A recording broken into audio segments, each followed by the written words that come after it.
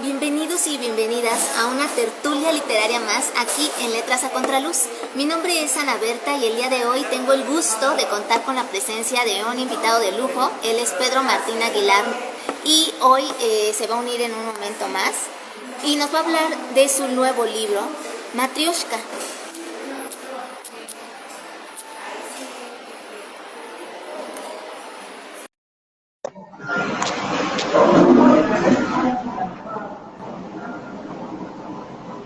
Hola Pedro, ¿cómo estás? Hola, Ana Berta, ¿qué tal? Bien, ¿y tú? Muy contenta de hoy poder entrevistarte en este espacio, de contar nuevamente con tu presencia virtual en Letras a Contraluz. Es un gusto para nosotros y te enviamos una gran felicitación por este nuevo libro que acabas de sacar, bueno, que ya tiene algo de tiempo que sacaste, pero que nos interesa mucho saber al respecto, y es Matrioshka. ¿Qué te motivó a escribir este libro? Bueno, mira, aquí está el libro.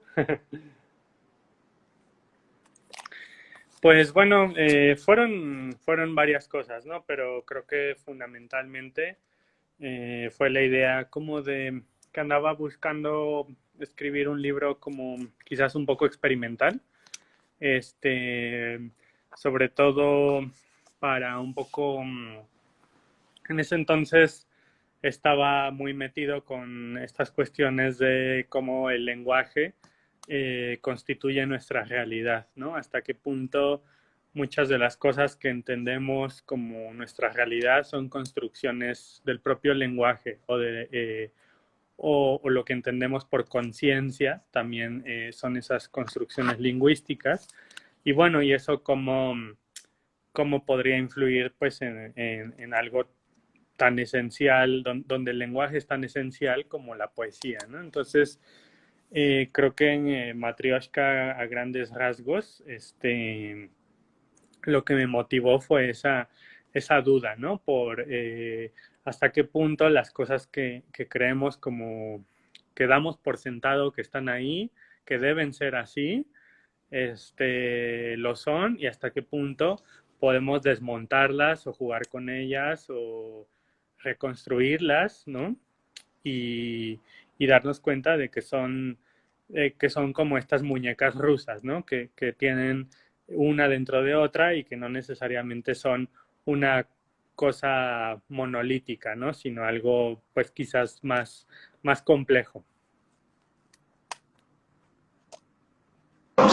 Aquí la importancia del lenguaje que siempre nos ha marcado como especie humana, donde es necesario comunicar con el otro lo que queremos, pero al mismo tiempo también revolucionar nuestra manera de concebir ciertos términos o cierta forma de vivir, y que al menos por lo que ahorita nos comentas en este libro, en Matrioshka, eso es lo que se logra, ir quitando cada una de las capas, cada una de las muñequitas que conforman todo un escenario donde si lo miramos de lo general a lo particular vamos a descubrir algo y de igual forma si lo hacemos viceversa. Me gustaría que nos pudieras leer un fragmento de tu obra, ya sea del inicio o de en medio del final, por favor. Claro, pues bueno, la, el libro está dividido en muñecas, ¿no? Cada parte del libro pertenece como a lo que encontraríamos dentro de una de estas muñecas rusas, ¿no? Es decir, una parte contiene a la otra y así hasta que nos quedamos pues con la última muñeca. Entonces, está constituido el libro tanto por poemas un poco más largos, que son los que van dentro de las muñecas, como por las muñecas mismas, que también son como pequeños poemas, ¿no? Entonces, me gustaría leer a la primera muñeca, que es con lo que se inaugura el libro. Viene con un epígrafe general el libro de un poeta que me gusta mucho, que se llama Pere Ginferret, que dice, negando con su doble la realidad de este poema. Y la primera muñeca dice, la foto de un turista siempre dice la verdad. Dale la razón a lo invisible. Lindo y querido, revisa abajo tuyo. Quienes despiertan abajo tuyo. Nota al pie. En una esquina de la foto de bodas, al borde del mar de Cancún, hay una niña con una muñeca rusa. El juguete se ha caído, liberando de su interior las idénticas muñecas, cada una más pequeña que la otra. Las hijas rotas de la muñeca lloran por la madre que llora por ellas. Y esa es la primera muñeca. Sí, aquí sigo, aquí sigo. En esta primera parte de tu libro, eh, ¿cuánto te llevó escribirlo y qué consideras cuál consideras que es el tema principal eh, que marca toda y da la pauta para este libro? Bueno, de lo primero, este libro yo en general lo escribí a lo largo de 2019, este, que fue, bueno, un año importante para mí. Este, fue el año en el que entré al doctorado, el año en el que me mudé de casa, un año como con muchos cambios y como dejando muchas cosas atrás, ¿no? De hecho, hay toda una parte del libro está dedicada como a recuerdos de la infancia y como la imposibilidad como de revivir plenamente esos recuerdos, ¿no? Porque nuevamente volviendo a lo del lenguaje que decía al inicio, ¿no? Esta cuestión de verdad mis palabras están evocando ese pasado o son ya como imaginaciones que mis propias palabras hacen, ¿no? Entonces, eso es uno de los temas más importantes, ¿no? Como la, la imposibilidad de representar lo que entendemos por realidad mediante el lenguaje, ¿no? O sea, como esa constante frustración, pero al tiempo ese constante juego. Porque a la vez que no hay una verdad absoluta, al no haber una verdad absoluta, pues hay muchas cuestiones relativas, ¿no? Entonces, esa es como la otra cara. Creo que es un libro que en muchos momentos es irónico e incluso creo que puede tener partes divertidas. Pero bueno, si tuviera que decir así un tema que atraviesa a todo el libro, creo que es el tema muy importante en general, el tema de la violencia sistemática, pues quizás sobre todo en nuestro país, ¿no? De hecho, el título del libro no solo alude a estas muñecas rusas y a su concepción, pues de que el lenguaje es montable y desmontable, sino también es toda una historia, en cada muñeca vamos leyendo toda una historia de una niña que está sola junto al mar y que está llorando por su madre ausente, ¿no? Y de hecho los primeros poemas son muy explícitos al respecto, sobre temas sobre todo del feminicidio en México, ¿no? El primer poema en particular largo es una especie como de alegoría donde intento explicar como en términos tomando como grandes figuras de la mitología mexicana como la Virgen de Guadalupe o incluso Pedro Páramo de la literatura, ¿no? Qué es lo que está pasando en nuestro país? Por qué estamos viviendo la violencia que estamos viviendo? Entonces creo que el tema, con esto que te decía de la imposibilidad de representar con palabras la realidad, es cuál es esa realidad que me gustaría representar, bueno, o denunciar o reflexionar al respecto, pues es esta realidad tan violenta. Pero muchas veces no hay palabras para explicarla, para describirla. Entonces entra el escritor o los escritores, entramos en conflicto, o creo que debemos entrar en conflicto ante un mundo pues tan difícil de plasmar, ¿no? Ya no solo por ese mismo mundo, sino porque su dificultad, eh, pues creo que debe reflejarse de alguna forma, ¿no? En la forma en la que escribimos. Entonces, sé que no es como decir, el tema es la violencia o el amor o el lenguaje, ¿no? Creo que el tema es todo esto, ¿no? Como no poder llegar a decir, no poder llegar a decir las cosas más terribles, porque como que nos hemos quedado sin palabras para ello y entonces estamos como en un limbo de más bien pues de puras palabras, pero no necesariamente tocando las cosas tangibles, reales, ¿no? Eso creo que podría ser el gran tema del libro.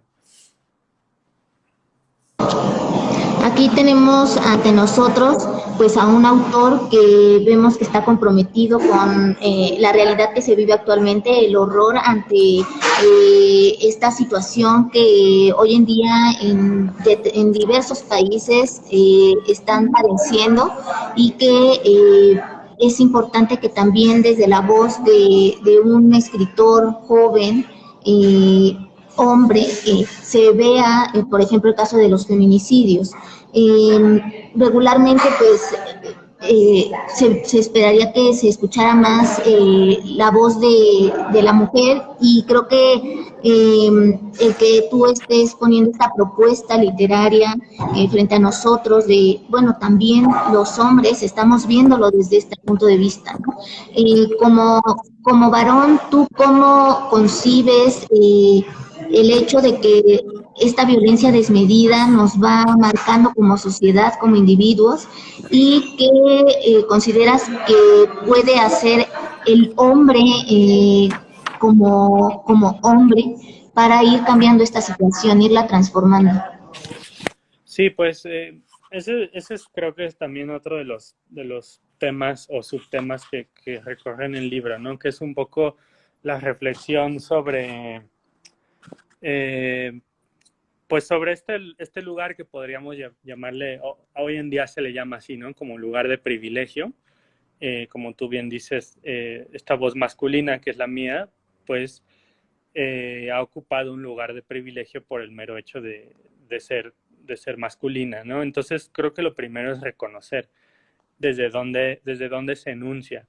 Y en segundo lugar, después de reconocer eso, pues asumir una serie de cuestiones que ese lugar de privilegio impiden ver o que necesitan verse desde otro punto de vista. Y un poco para contestar esa pregunta, me gustaría sobre todo leer el segundo canto del primer poema, que se llama Altares, que creo que es precisamente el momento el momento en el que el libro habla de esto, ¿no? Entonces el poema dice: he crecido con los ojos tapados. A mis casi 30 no pude olisquear los ácidos murmullos, las termitas del miedo en el antifaz de mi mejor amiga. Un hachazo invisible va cortando risas de barro, va lamiendo fémures de aullidos. Alrededor, desde mi trono, que el aliento de smog oculta, endulzan esta ceguera las cabelleras latigueadas, las clavículas de moho, acaso los esófagos talados de la tierra. Nadie me cerró los párpados, ni siquiera yo, y eso, la nada, abre mi tacto soñoliento. En el paraíso de los cuerpos de basura no se alcanza a oír la arritmia verde de mi hermana. Fue nadie, y eso aquí, en esta noche de vítores patrióticos, mostachos de tequila, disparos, disparos, es triste, porque la guerra va para 315,000 años y los ojos no evolucionarán a tiempo. Solo tú hallaste una rendija, bendita pulga de luz, solazo de remiendos. Solo tú, ignorada mía, elevaste el aire de una voz. Te escucho, verte, no, sentirte quisiera, pero mis zarpas de doctrina, disparos, disparos. Y estudio tu palabra, soy estudiante del aula prohibida a los varones por los varones. Ojos no, manos si mereciera, pero el oído ladrará con tu rabia de lamento.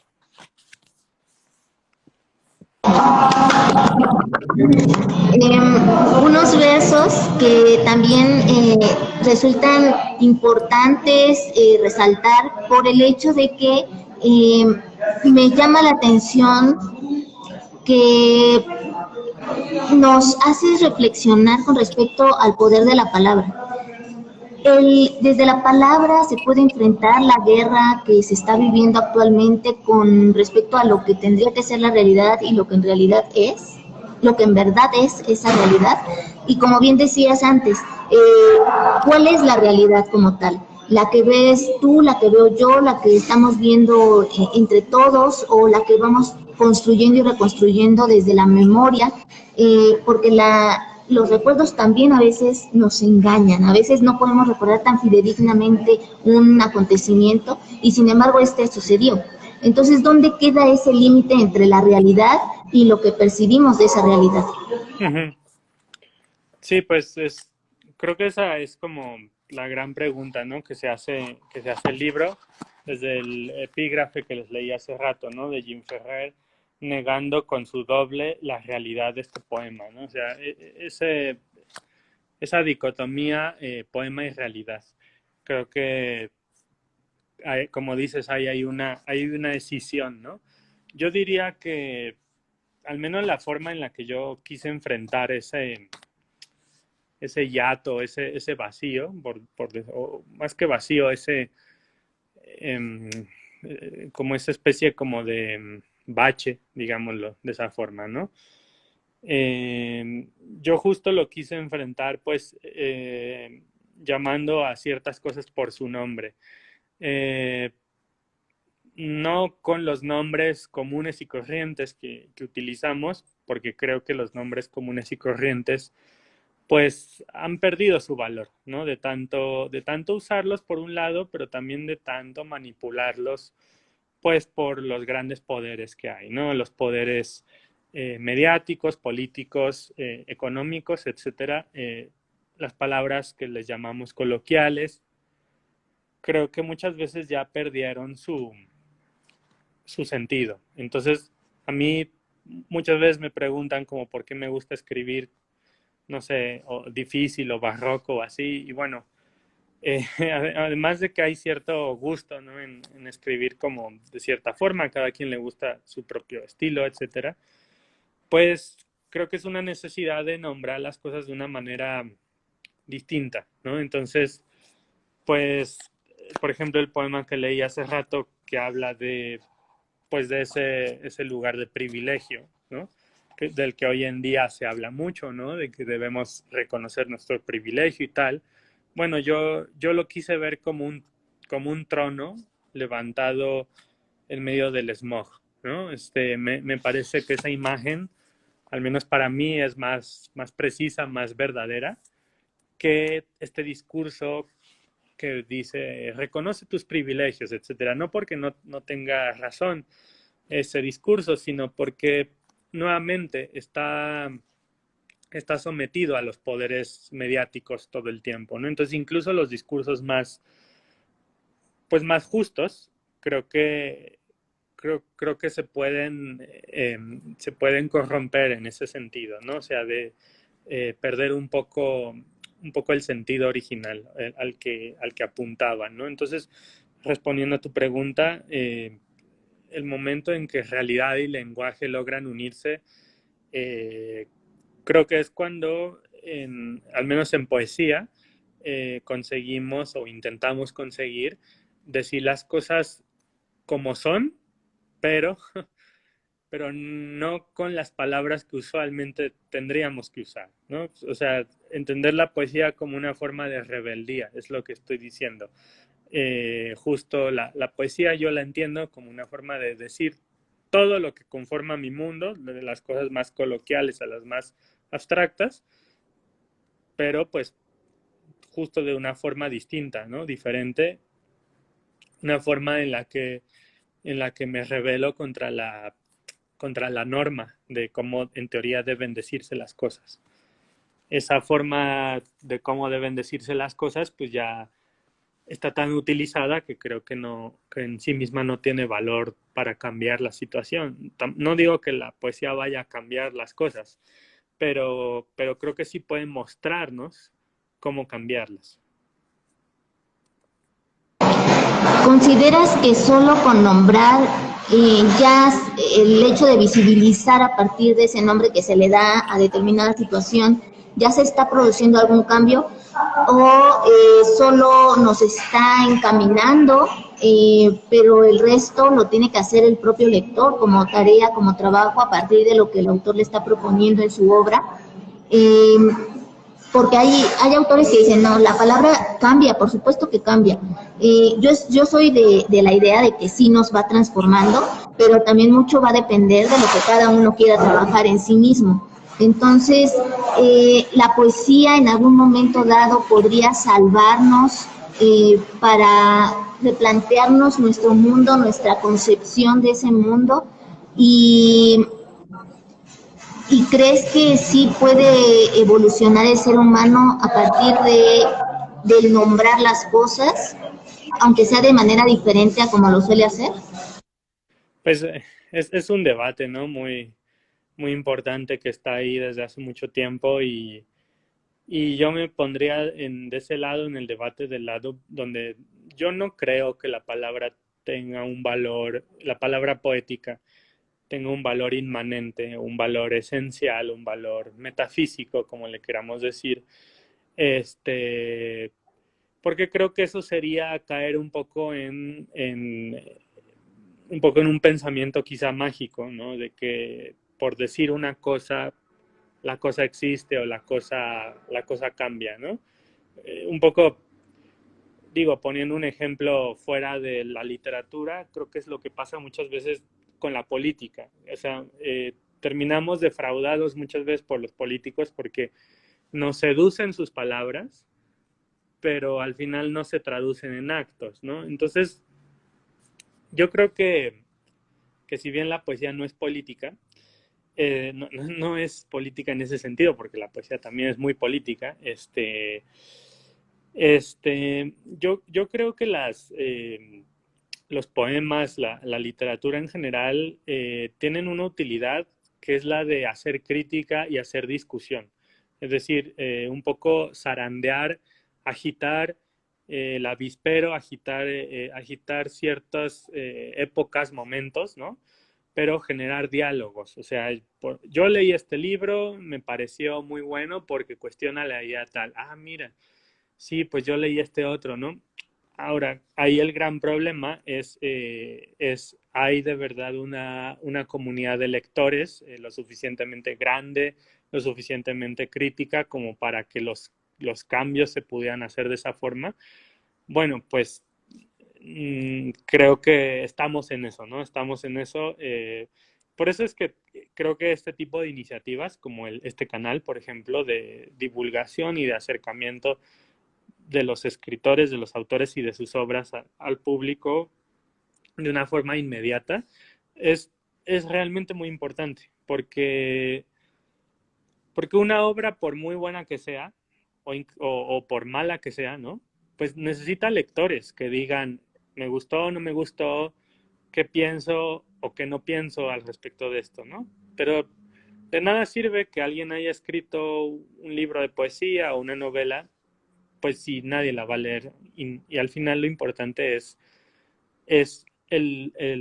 la discusión que genera esa lectura, ¿no? Entonces, estos poemas en particular que yo escribí, no los escribí pensando como, el hecho de escribirlos va a hacer que cambie el mundo o yo mismo. No, están hechos ahí porque creo que quieren incomodar, creo que quieren cuestionar eh, ciertos pensamientos arraigados que a veces están ahí inamovibles, pero claro, para poder lograr eso, pues primero la gente se tiene que acercar, ¿no? Entonces, en ese sentido, yo creo que las palabras poéticas, igual que cualquier otra palabra, no son nada sin las personas.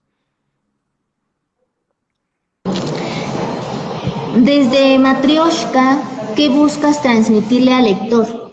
¿Por qué lector consideras tú que debería de leer tu libro? Bueno, un poco siguiendo la anterior, ¿por qué creo que se debería leer el libro? Bueno, eh, yo creo que porque hay una discusión interesante en el libro y porque también creo que puedes encontrar un mundo de imágenes bellas y estremecedoras, ¿no? O sea, quizás es hablando un poco de cuestiones menos temáticas, sino más formales, ¿no? De cómo está escrito. Es un libro plagado de imágenes, muchas muy, quizá, no sé cómo decirlo, oníricas o alucinadas, y que creo que pueden llegar a ser disfrutables, ¿no? Disfrutables como se disfrutan los escenarios imaginados de una película de ciencia ficción, por ejemplo. Entonces, por un lado eso, ¿no? Como no solo una discusión social o lingüística, sino también disfrutar con esas palabras, ¿no? Entonces, creo que mi intención o lo que quiero es eso, que sí haya una discusión sobre el papel del lenguaje en nuestra conciencia, en nuestra realidad. De verdad el lenguaje representa o no la realidad, pero nunca dejar de hacer esa discusión sin, sin imágenes estéticas, ¿no? Sin imágenes que, que al final quizá es lo que me costó más, ¿no? Es lo que me costó más encontrar y que yo quería ofrecer, ¿no? Como aquí tienes esto, que quizás es una aportación a algo que no estaba en la realidad, ¿no? Porque a mí eso es lo que me parece más mágico en el buen sentido, en la poesía, ¿no?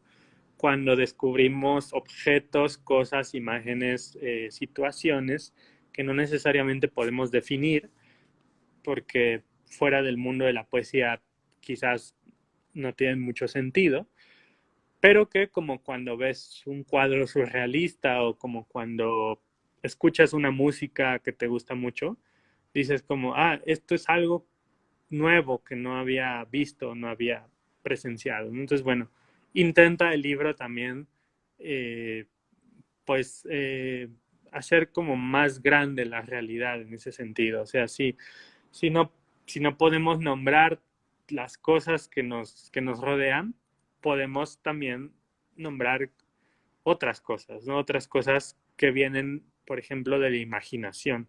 De hecho, uno de los poemas se llama Invasión de la Fantasía, que va mucho en ese sentido, o sea, como de, si la poesía o la literatura, las palabras en general, no están logrando describir, nombrar, trabajar con las cosas reales, porque las superan, la realidad no supera, bueno, dejémonos entonces, dejémonos invadir nosotros por estas fantasías poéticas, lingüísticas, ¿no? ¿Nos puedes compartir, aunque sea unos versos de invasión Claro, de la fantasía? por supuesto.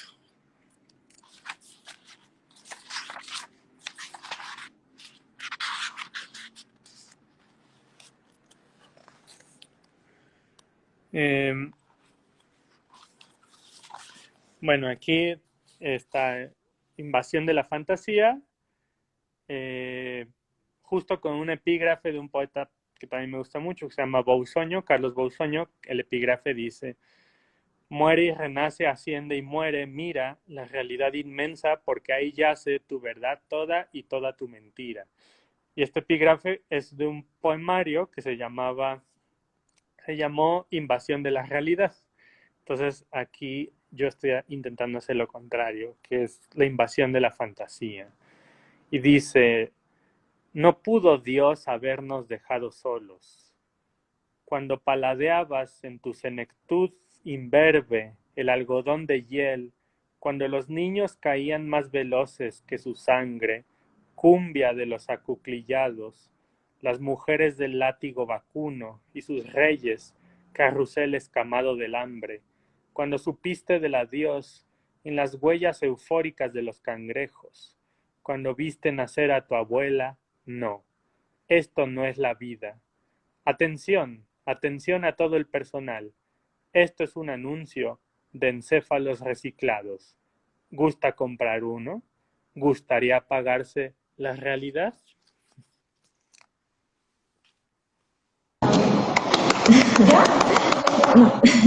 Eh, Pues aquí, como bien nos muestras, también la fantasía, igual que la realidad, es un constructo de la mente.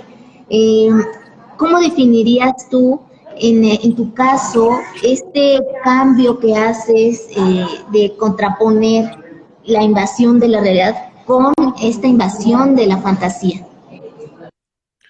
Sí, pues creo que al final, como dices, ¿no? Ambas son una construcción de la mente, por lo tanto, una construcción también lingüística.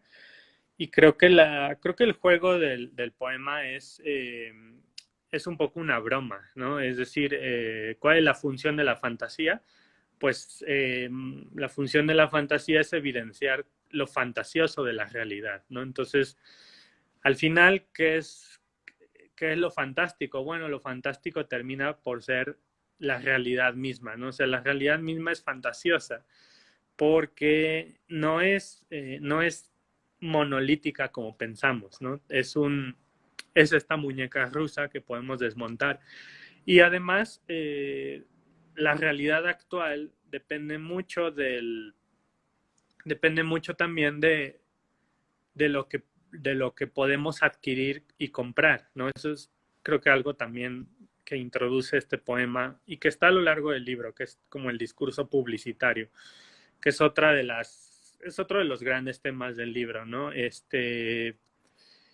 Esta realidad tan difícil de nombrar, pues pareciera ser que a veces el único poder que podemos tener sobre ella es el financiero, ¿no? Es decir, uno puede ser libre o uno puede tener privilegios en la medida en que tiene dinero para comprarlos, al grado de que este poema dice que la realidad se puede comprar, ¿no? Entonces, por un lado estoy denunciando esa construcción cultural a la que hemos llegado, ¿no? De que podemos poseer partes de la realidad con la adquisición capitalista, pero también eso es posible, pues porque precisamente la realidad eh, no es algo sólido, único, esencial, es que ni siquiera es algo, son muchísimos algos muy complejos, ¿no? Entonces, es lo que permite que se den esas situaciones. De, de lo que viviste en la creación de Bitácora Extraterrestre, otro de tus libros, ¿qué cambios puedes notar en tu voz literaria poética que están presentes ahora en Matrioshka en comparación con Bitácora Extraterrestre? Pues bueno, creo que lo más importante es, bueno, Bitácora Extraterrestre es un libro mucho más unitario, ¿no? En el sentido de que es un único poema largo, muy largo, dividido, sí, está dividido en cantos, pero bueno, es un único poema. Y es un poema donde es mucho más narrativo, ¿no? Por lo tanto, no hay propiamente algo que podemos identificar con un yo, ¿no? Con un yo que diga, esto es lo que pienso del mundo. Es más bien yo creo que es más parecido a quizás a una historia, a un cuento, donde hay muchas imágenes poéticas, pero creo que es mucho más eso, mucho más narrativo. Y aquí en cambio creo que sí no solo hay una voz poética, hay varias, aquí hay varias, por ejemplo está la voz publicitaria, está la voz que quizás se parece más a la mía, como la que leí al inicio del hombre que reconoce sus privilegios, pero pues también están todas estas otras voces de la intertextualidad, ¿no? Que son los epígrafes, el libro está lleno de muchas citas, también para evidenciar toda esa como cuestión artificiosa, ¿no? Este, y, y eso, creo que esa es la mayor diferencia, ¿no? Que ese otro libro es como una historia, es mucho más narrativo, y este ya creo que las voces que enuncian tienen una personalidad mucho más marcada. ¿Hay algún poeta, un referente poético que te haya motivado a crear Matrioshka? Sí, sí, cuando lo estaba escribiendo, como te comenté en 2019, que fue justo el año que entré al doctorado, ¿no? Fue el año que descubría una serie de poetas españoles de la década de los años 70 que me gustan mucho. Les han llamado de muchas formas, les han llamado novísimos, les han dicho poetas del 68, poetas del lenguaje, ¿no? Este, pero bueno, están ahí, por ejemplo, Jim Ferrer, el que tiene el epígrafe, está Guillermo Carnero, está Genaro Talens, Jaime Siles, ¿no? No son muy conocidos, pero bueno, eh, vale mucho la pena leerlos. Y justo son poetas que en los años 70 estaban muy influidos por el estructuralismo francés e incluso también por el postestructuralismo, sobre todo por las ideas de Derrida, ¿no? De la deconstrucción y todo eso. Entonces, bueno, esas escuelas teóricas tenían esta idea, ¿no? De que la realidad era un constructo lingüístico que se podía montar o desmontar a muy grandes rasgos, ¿no? O sea, lo estoy resumiendo muchísimo. Pero bueno, esas ideas que no dejan de ser pues muy abstractas, muy teóricas, estos poetas como que las bajaron a su literatura e hicieron cosas muy interesantes.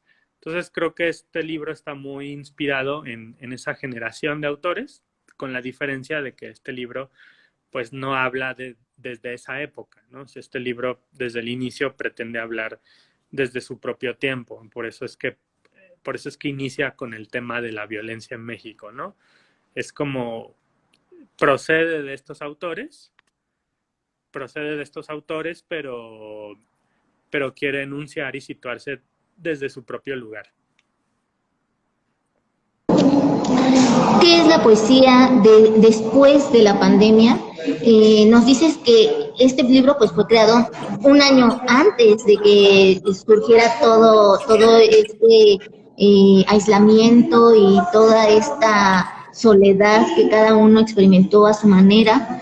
Eh, pero ahora, viendo a Matryoshka desde la pandemia que todavía sigue su curso, pero medio que ya está pues conteniéndose, ¿cómo miras tú tu propia poesía?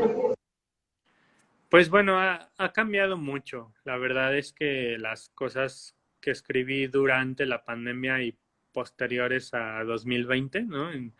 Sobre todo en 2021, ya son muy distintas a lo que se ve en este libro. Son libros que, bueno, son otros, sí, son otros. Tengo tres poemarios inéditos. No sé exactamente cuándo verán la luz o si es que la verán, pero son muy distintos y creo que la pandemia sí, al menos dos de ellos los atravesó mucho porque pues durante la pandemia algo que me preocupaba mucho era este asunto de hasta qué punto la virtualidad y no tanto la virtualidad, sino eh, la distancia entre las personas a un nivel físico, corporal, era una forma que se podía utilizar desde ciertos estratos sociales también para controlar y dominar a las poblaciones, ¿no? Es decir, hasta qué punto, no es que yo estuviera con las ideas conspiranoicas de que no existía el virus o todo eso, no, más bien yo decía o pensaba mucho en ese entonces que como muchas otras personas lo pensaron, que toda esa situación podía dar pie a que mucha gente se aprovechara, ¿no? De eso. Entonces creo que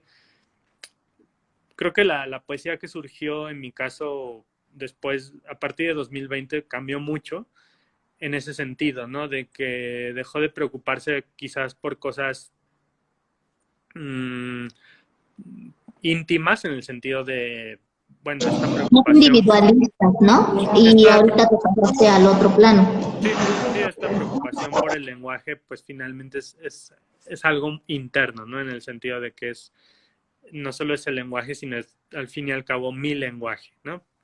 Entonces sí, durante la pandemia creo que más que entrar en mí, que eso ya lo había hecho en este libro y en también otro que tengo que se llama Palabra de la Sombra, este, creo que más bien fue como salir y hablar de realidades sociales, ¿no? O sea, por ejemplo, uno de estos libros inéditos eh, funciona como una especie de centro comercial, ¿no? Donde le dedico un poema a cada uno de los productos como cotidianos con los que convivo, ¿no? Entonces, y con los que convivimos todos.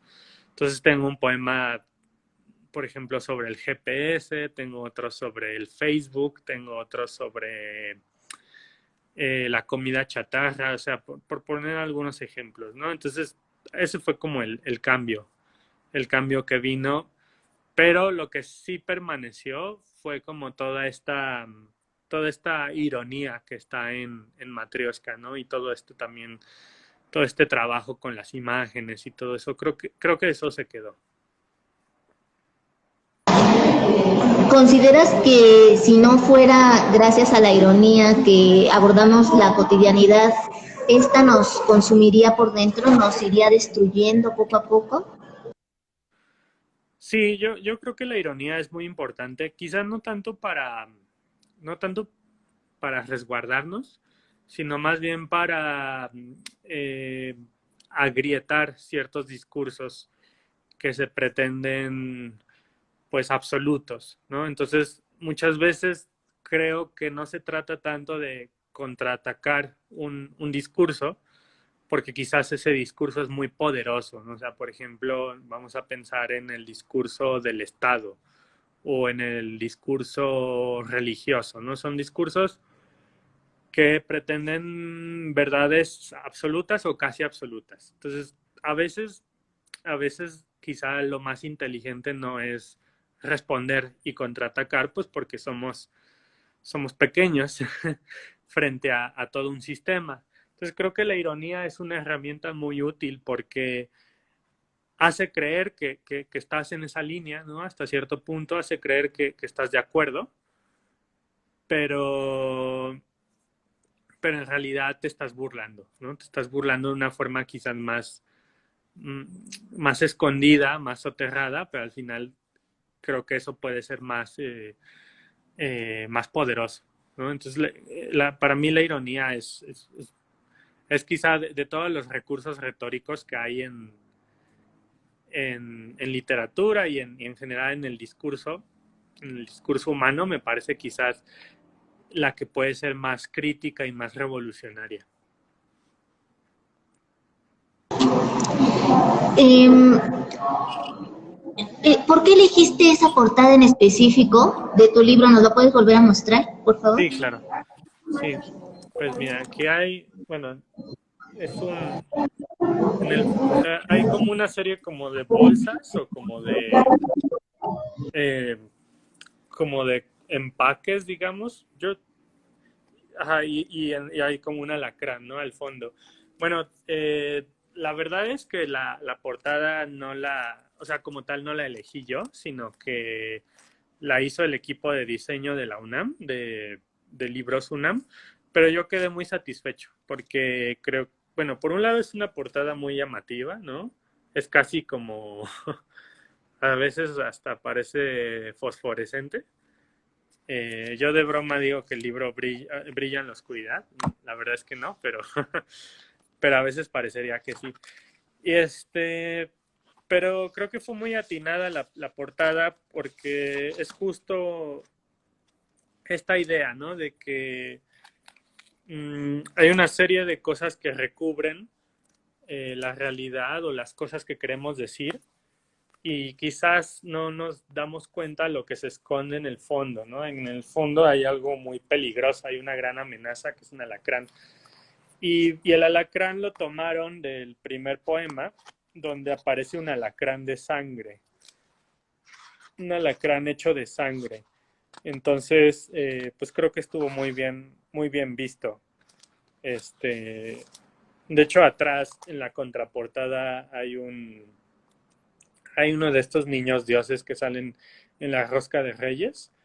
Eh, y, y creo que eso también lo escogieron bastante por ese primer poema, donde hablo mucho como de los hijos que son productos de violaciones y hago ahí, volviendo a lo de la ironía, ¿no? Hago toda una ironía con el embarazo de la Virgen, ¿no? Del embarazo de la Virgen.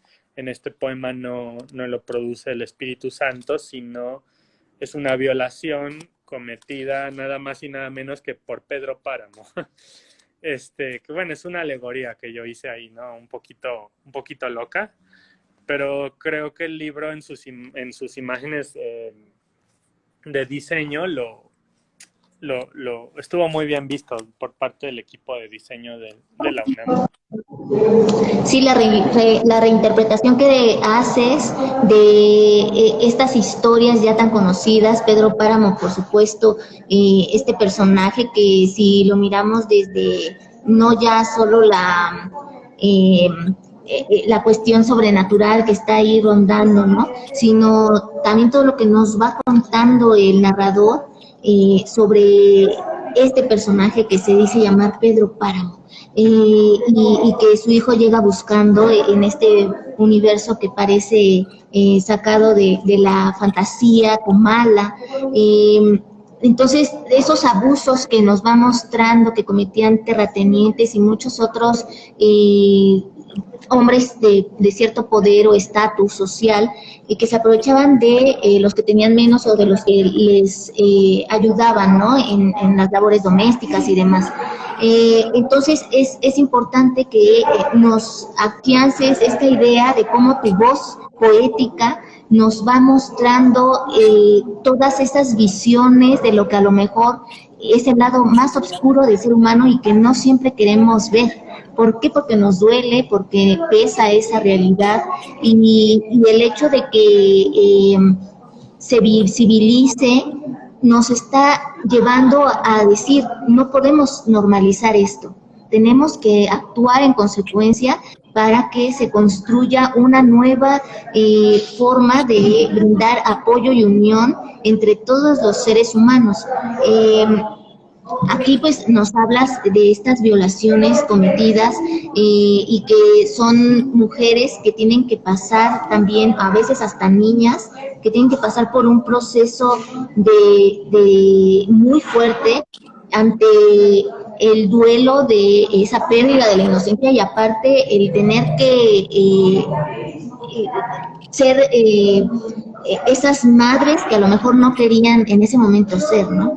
Y que al mismo tiempo está presente el hecho de que es un embarazo no deseado. Entonces, todo lo que implica todo ello emocionalmente, físicamente, mentalmente, para una persona que vivió un hecho trágico, ¿no? Un hecho inesperado y que duele. Entonces, hay que tratarlo con mucho cuidado y estoy segura de que en tu caso fue así, tratado con respeto y con la delicadeza merecida, pero también con esa voz crítica que dice, basta, o sea, esto está pasando y hay que echarle un ojo, ¿no? No nada más nombrarlo, no nada más saberlo. ¿En dónde pueden encontrar tu libro? Y ¿cuáles son tus redes sociales, Pedro? Claro. Bueno, el libro, como está editado por la UNAM, bueno, se puede conseguir en las librerías de la UNAM, ¿no? Que hay varias en Ciudad Universitaria y hay otras en otros puntos de la ciudad, como me parece que en el Palacio de Minería, por ejemplo. Y luego también han llegado ejemplares a algunas sucursales de Gandhi y a otras de El Péndulo, si mal no recuerdo. Por ahí de repente creo que en algún momento ha estado incluso en el sótano, ¿no? Pero donde seguro está siempre es en las librerías de la UNAM. Y de hecho ahí también pueden conseguir los libros de los anteriores ganadores de este mismo premio de poesía joven de la UNAM, que es la misma colección. Está editado así también, así como formato grande y muy colorido, ¿no? Es una colección que están haciendo desde hace unos años y creo que es bastante interesante tenerla. Y bueno, en redes me pueden encontrar en Facebook, en Instagram y en Twitter, y en las tres no soy muy original, así que en redes no soy muy original, en poesía espero que un poco más. Me pueden encontrar por mi nombre completo, Pedro Martín Aguilar. En las tres estoy así. ¿Qué significó para ti ganar este concurso, esta convocatoria de poesía joven? Ya que está una responsabilidad enorme y también un espacio donde están escuchando lo que los jóvenes tienen que decir con respecto a lo que está viviéndose. Entonces, ¿qué simbolizó para ti no solo el tener tu libro físico y ahí como otro más de tus bebés, sino desde este otro hecho de saberte una figura que va a poder llegar a más personas, a más corazones y a lo mejor incluso a revolucionar la mentalidad? Pues bueno, para mí fue muy, muy bonito que el reconocimiento en particular de este premio viniera por parte de la universidad, de la UNAM. Este, en anteriores ocasiones he ganado algunos otros premios con instituciones estatales o con otras editoriales independientes, pero creo que de todos este fue el que supo mejor porque bueno, yo entré a la universidad en la licenciatura, ahí hice también mi maestría y actualmente estoy por terminar el doctorado que inicié en 2019. Entonces, pues se siente muy bien mantener esta relación con la universidad pues como de mutuo contribución, ¿no? O sea, creo que quienes llevamos tanto tiempo en la universidad, como otros compañeros que han ganado este premio, que también son de maestría, ahora ya van a entrar al doctorado, eso, pues bueno, son muchos años de producir artículos, conocimiento para una misma institución y verte retribuido de una forma no académica, también es muy interesante, ¿no? Yo veo muy bien que la UNAM esté apostando por este tipo de premios. También tienen un premio de cuento. Vi hace poco que ya tienen también uno de novela. Me parece muy, muy bueno porque en la comunidad universitaria tan grande de la UNAM hay muchísimos escritores y escritoras y muchos muy buenos. Y para una persona joven en México es muy difícil publicar, salvo contadas excepciones, ¿no? Entonces, pues, pues que la universidad esté volviendo la vista hacia la parte creativa de sus estudiantes, aunque no necesariamente vayan a profesionalizarse en eso, ¿no? Porque bueno, mis títulos universitarios pues, no son de escritor, ¿no? Pero me parece muy bueno que la universidad reconozca que sus alumnos pueden tener otras facetas, no solo las académicas. Y en ese sentido, para mí fue un premio muy importante porque como que puso en valor esta relación con la universidad. Muchísimas felicidades por este gran logro y por otros que has tenido y los que vendrán. Estoy segura de que vas a seguir teniendo mucho, mucho éxito y desde esa labor poética vas a seguir marcando vidas. Y por último, ¿qué recomendaciones le darías a los jóvenes que quieren presentar sus proyectos literarios ante algunas convocatorias? Pues mi mayor recomendación siempre es la de no quedarse solo, en el sentido de que nadie va a venir a descubrir lo que escribes, por muy genial que sea, si lo dejas guardado en una carpeta de la computadora, ¿no? En un archivo. Eso por un lado, y otro, creo que la escritura es algo que se debe socializar mucho, no solo frente a los lectores, sino también entre los propios escritores, porque los textos mejoran mucho.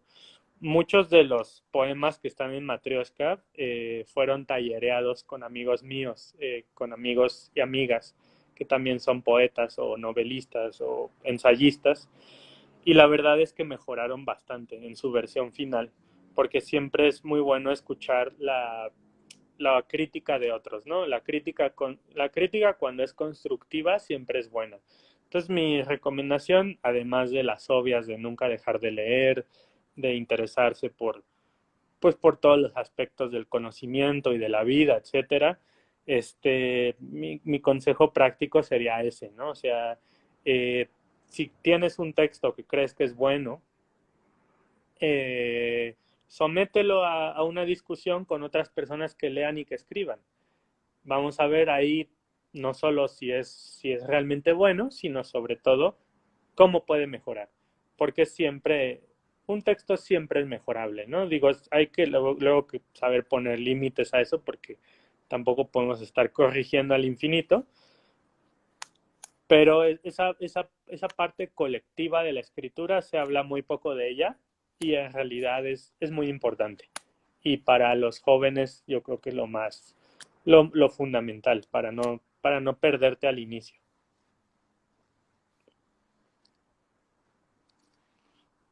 Sí, muchas gracias, Pedro. ¿Te parece bien si terminamos con uno de tus poemas, el que tú quieras compartirnos? Y con Claro eso que ya sí, cerramos la tertulia.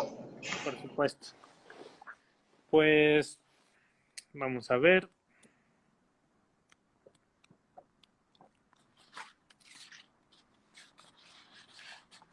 Un momento, lo estoy buscando. Bueno, me gustaría leer la segunda muñeca. Hace rato había leído la primera. Ahora voy a De leer acuerdo. la segunda. Y dice, si aguantaste leer hasta acá, rompiste la ley de los 10 minutos diarios para la salud, no olvides refrescarte, que estos calores del fin del mundo, solo Coca-Cola los hace llevaderos. Y una cosita te vengo pidiendo, cómprame estos poemitas. No seas mala, damita, llévele, llévele. Te juro que me acabaré lo más rápido posible. Nota al pie. La niña descubre que cada muñeca rota contiene en su interior un papelito con algo escrito. El mar emborronó las palabras. ¿Acaso sea lo mejor? Muchas gracias. Muchas gracias, Pedro. A ti.